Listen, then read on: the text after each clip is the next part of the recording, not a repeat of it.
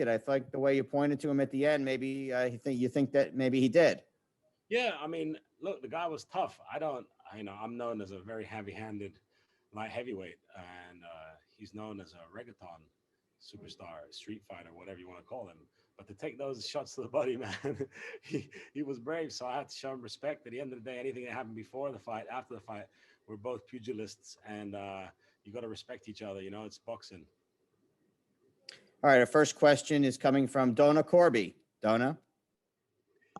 Joe, I was very critical of this fight going into it. I thought that there was a possibility that that someone, namely Reykon, could get very badly hurt.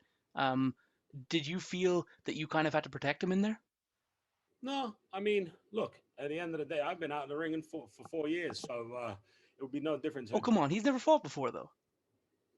Like I said, I've been out in the ring for 4 years, and it'd be no different to a journeyman that is just trying to kind of compete. So he put on a great performance. At the end of the day, I was ranked number 10 before I took my little break. So in the world by the WBA. So for him to get it 2 rounds, it means he was okay to be in the ring, right?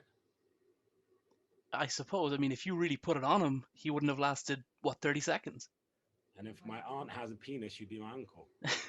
Last one from me. Could you tell us how you and Julia Rose got in touch and how she ended up in your corner tonight? She's an incredible entrepreneur and someone that I have a lot of respect for. And we connected through mutual acquaintances, and I thought she'd be the right person to motivate me.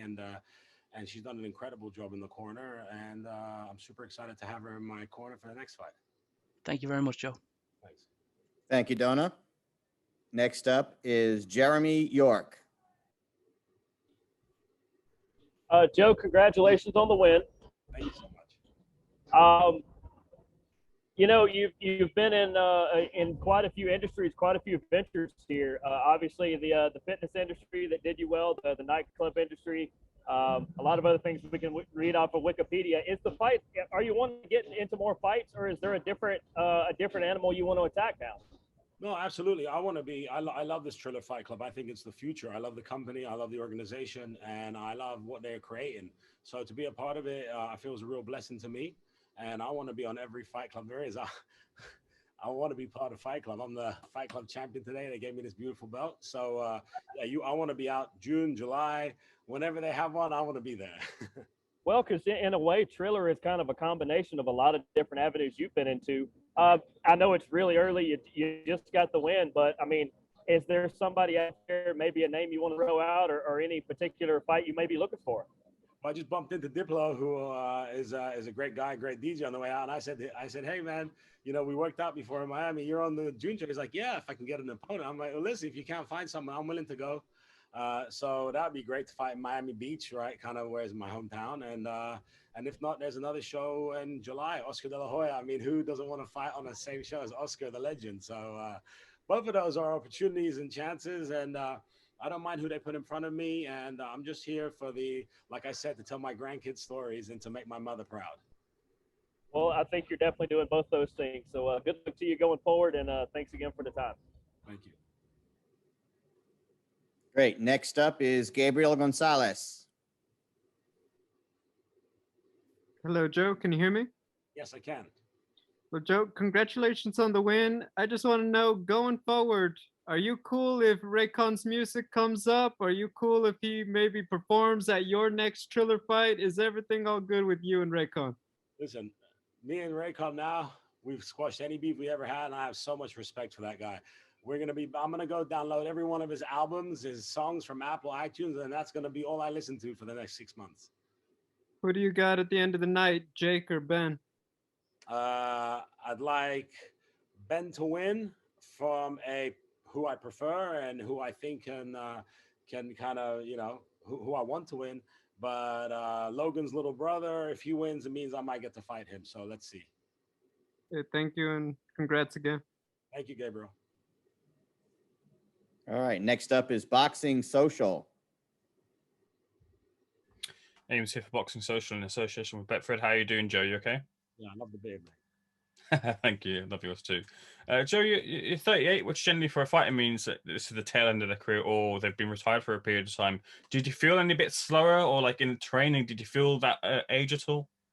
Definitely in training, I felt like, it takes an extra day or two recovery. Now I know when I was 21, people would say ice your knees. But when you get a good team around you and you train in a warmer climate like I do down in Miami, it definitely makes it easier. Trust me, I'd rather be 25. But at 38, I feel like I punch way harder. Like today, I was throwing, and they were just the shots were just coming out super smooth and heavy.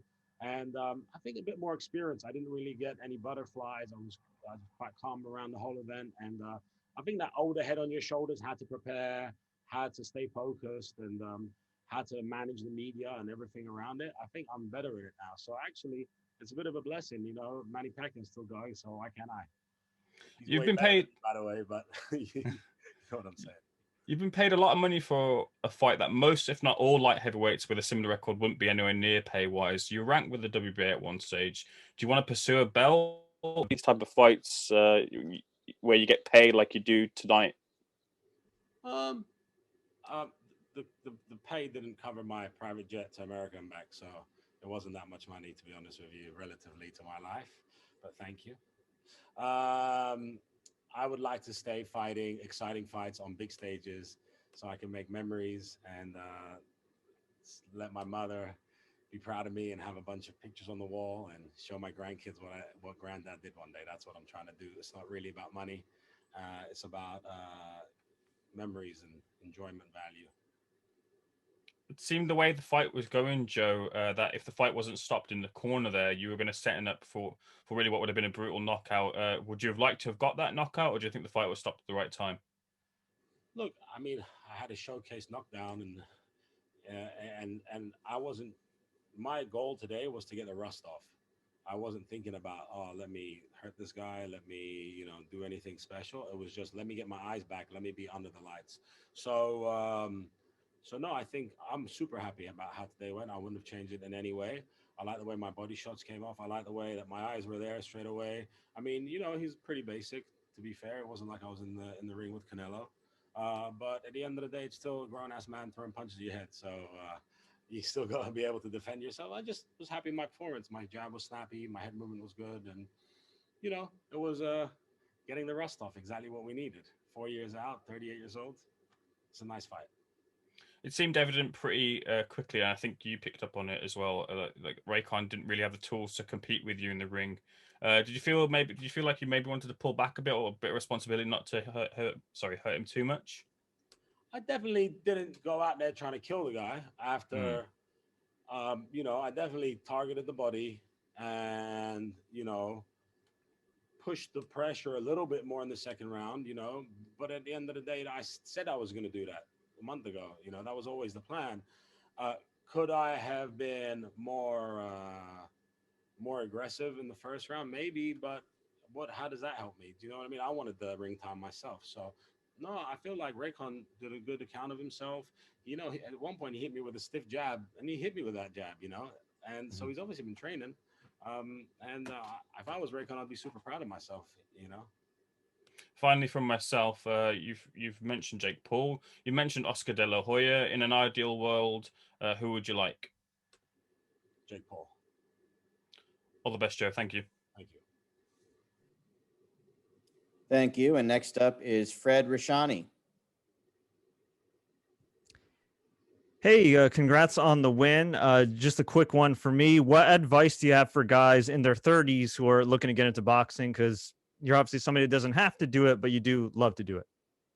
Well, the first thing is to get a plane ticket and fly to Miami Beach and go down to the Fifth Street Gym and train down there, because it's the best atmosphere. It's so much fun. And if I had never walked into that gym, I wouldn't be a professional boxer today. So go down to a gym and have fun. That's the main thing. Don't try and be a hero. It's taken me a long time to get here. People see me today and see, oh man, you're outclassed this guy. But it was only 10 years ago I walked into a gym the same way. So if you just get your head down and focus and work hard and give yourself little targets and find a coach that believes in you, like I did in Dino Spencer.